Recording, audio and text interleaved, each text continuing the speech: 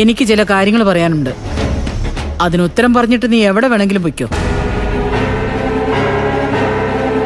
നാട് നീളെ കടവും വരുത്തി വെച്ച് പറക്കം പറ്റാത്ത 3 പിള്ളേരെയും തലയിൽ വെച്ച് തന്നിട്ടാ എന്റെ കെട്ടിയും പോയത്. അത് കഴിഞ്ഞ് നിന്നെ ഉൾപ്പെടെ എല്ലാത്തിനെയും വളർത്തി വലുതാക്കാൻ ഞാൻ ഒരുപാട് കഷ്ടപ്പെട്ടിട്ടുണ്ട്. എന്റെ മക്കളെ വളർത്തിയതിനൊപ്പം ഒരു കുറവും വരുത്താതെ നിന്നെയും ഞാൻ വളർത്തി. എന്നിട്ടിപ്പോ ഒരു അവസരം കിട്ടിയപ്പോ എല്ലാ ഉത്തരവാദിത്തങ്ങളും വലിച്ചെറിഞ്ഞ് നീ നിന്റെ ഭാര്യയും കൊച്ചിനെയും കൊണ്ട് ഒറ്റയ്ക്ക് താമസിക്കാൻ ഇറങ്ങിപ്പോന്നു അല്ലേ? നീ എന്തൊക്കെയാ സുശീല ഈ പറയുന്നേ? അങ്ങനെ ആരെയും നോക്കാതെ ഉത്തരവാദിത്തങ്ങളില്ലാതെ നടക്കുന്ന ആളാണോ ഇന്ദ്രൻ? ഇത്രയും നാള് നിങ്ങൾക്ക് ആർക്കെങ്കിലും എന്തെങ്കിലും ഒരു കുറവ് വരുത്തിയിട്ടുണ്ടോ ഇന്ദ്രൻ? അതൊക്കെ അവനിപ്പം മടുത്തിട്ടുണ്ടായിരിക്കും ഭാനുമ്മേ. അതല്ലേ ഇനിയുള്ളതെല്ലാം അവന്റെ ഭാര്യയ്ക്കും കൊച്ചിനും മാത്രം മതി, വേറെ ആരെയും നോക്കണ്ടെന്ന് തീരുമാനിച്ച് രക്ഷപ്പെട്ടത്. അങ്ങനെയൊന്നും ഞാൻ കരുതിയില്ല. ഞാൻ ആരുമല്ലാത്തൊരു വീട്ടില് ഇനി നിൽക്കണമെന്ന് തോന്നിയോണ്ടാ അവിടെ നിന്ന് ഇറങ്ങിയത്. അല്ലാതെ ഉത്തരവാദിത്തങ്ങൾ ഒളിച്ചോടിയതല്ല. അമ്മേ, അതെ, ഇന്ദ്രേട്ടന് എന്തുമാത്രം സങ്കടം അനുഭവിച്ചുവെന്ന് അമ്മയും കണ്ടതല്ലേ?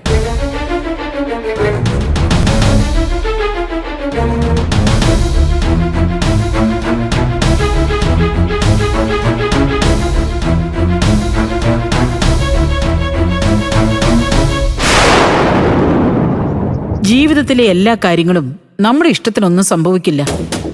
ഒരിക്കലും മനസ്സുകൊണ്ട് അംഗീകരിക്കാനും സഹിക്കാനും പറ്റാത്ത കാര്യങ്ങളും നമ്മുടെ ജീവിതത്തിൽ ഉണ്ടാവും. പല വിശ്വാസങ്ങളും തെറ്റായിരുന്നു എന്ന് തിരിച്ചറിയും. വിശ്വസിച്ചിരുന്നവര് ചിലപ്പോ ചതിക്കും.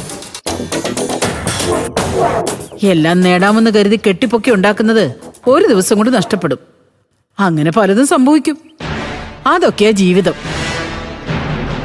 ഇത്രയും നാളും അങ്ങനെ പലതും അനുഭവിച്ചാ ഞാനും ജീവിച്ചത്. അവസാനം നിനക്കൊരു അവസരം വന്നപ്പോ എന്നെ ഉപേക്ഷിച്ച് വന്നില്ലേ?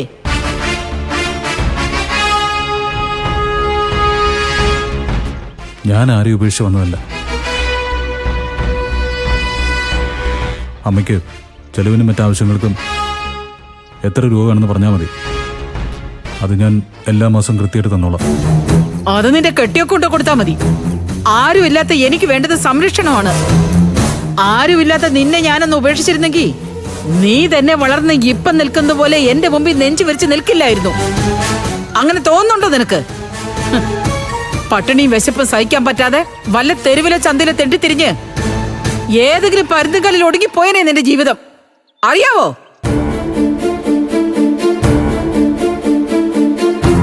അന്ന് അതൊന്നും സംഭവിക്കാതെ നിന്നെ സംരക്ഷിച്ച് വളർത്തിയിട്ടുണ്ടെങ്കിൽ ഈ വയസ്സാം കാലത്ത് എന്നെ സംരക്ഷിക്കേണ്ട കടമ നിനക്കുണ്ട്. അതിന് അവനിപ്പോ എന്ത് ചെയ്യണോന്നാ സുശീല പറയുന്നത്? ഇവൻ എന്റെ കൂടെ വീട്ടിലേക്ക് തിരിച്ചു വരണം. അല്ലെങ്കിലേ ഇവന്റെ കൂടെ ഞാൻ ഇവിടെ താമസിക്കും.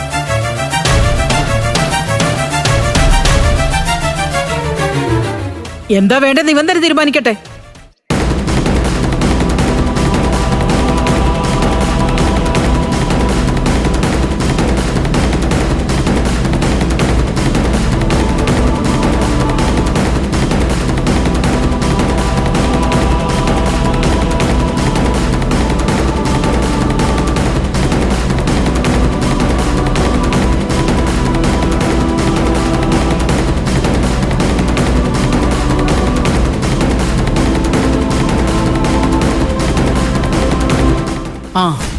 അവൻ പോയി എന്താ വേണ്ടെന്ന് തീരുമാനിക്കട്ടെ. നിങ്ങൾ വിശേഷങ്ങൾ എന്തൊക്കെയുണ്ടെന്ന് പറഞ്ഞാലുമേ. ഓ, എനിക്ക് എന്തു വിശേഷം? ഞാൻ ഇങ്ങനെയൊക്കെ അങ്ങ് പോകുന്നു. ഓ